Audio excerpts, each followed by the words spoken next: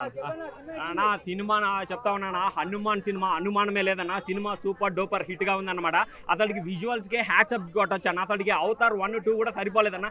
50 కోట్లలో అసలు ఇటువంటి సినిమా తీయొచ్చా? గ్రాఫికల్ విజువల్ వండర్ చూస్తూ ఉంటే మైండ్ ఏటో వెళ్ళిపోతా ఉందన్న. ఓడే చెప్తున్నా తేజ సజ్జా మీ నాన్నమ్మకి చెప్పు నేను స్టార్ హీరోనైనా నువ్వు కాలు ఎగరేసుకొని చెప్పు. ఆ విధమైన పర్ఫార్మెన్స్ ఇచ్చాడు.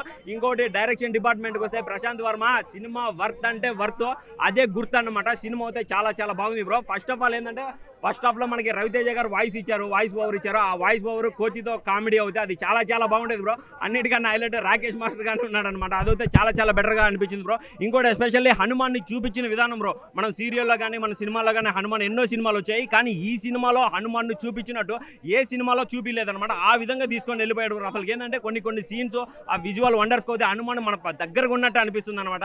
కళ్ళు చెదిరిపోయాయి బ్రో. ఫస్ట్ టైం నేను బాధపడతా ఉన్నా, దేవుడు 2 కళ్ళు ఇచ్చాడని, 4 కళ్ళు ఇచ్చి ఉంటే సరిపోయింది బ్రో. ఆ విజువల్స్ ఆ విధంగా తీసుకొని వెళ్ళిపోయాడు అనమాట. టికెట్ కొన్నదానికి డబ్బులకి డబల్ న్యాయం చేశాడు బ్రో. నేను ఒకటే చెప్తున్నా, ఈ రోజు నుంచి పండగ మనకి స్టార్ట్ అయిందనే చెప్పొచ్చు. ఒక హనుమానే మనకి మొదటి బ్లాక్ బస్టర్ బ్రో. హనుమాన్ ఉంటే ఇంకా బ్లాక్ బస్టర్ పడదా బ్రో? జై శ్రీరామ్ జై హనుమాన్. ఆయన పవర్ చాలానా? మెగాస్టార్ ఎంతలా ఎదిగాడు ఒక హనుమాన్ పవర్ ఉంటే. ఈ సినిమా కానీ హనుమాన్ అని నడిపించండి ఏందన్నా.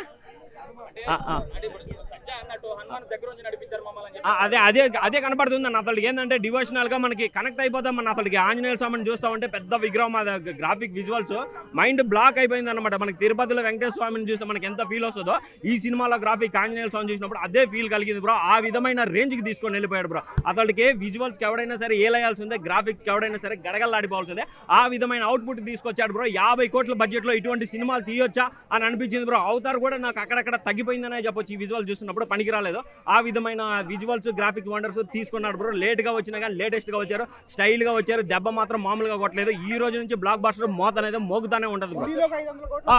ఖచ్చితంగా చెప్తాను, 150 నుంచి 300 కోట్లు కలెక్ట్ చేస్తుందన్నా. మన కాకపోతే మన దురదృష్టం ఏంటంటే తెలుగులో థియేటర్ లేవు, పండగకి అందరు హీరోలు వస్తున్నాయి. అదొక్కటే డిసప్పాయింట్ అన్న. హిందీలో వాళ్ళకి ఏంటంటే ఇంకా వాళ్ళకి వేరే లెవెల్లో ఉంటదన్న. కార్తికేయ 2 ఎంత నెత్తిని పెట్టుకున్నారో తెలుగులో కన్నా వాళ్ళు. Block buster bro. మీరు సినిమా చూడండి అన్న, విజువల్స్ కి కనెక్ట్. జై శ్రీరామ్ జై హనుమాన్. ఇంకోటి చెప్పాలి, జై డైరెక్టర్ ప్రశాంత్ వర్మ కూడా హ్యాట్సప్ చెప్పాలి బ్రో.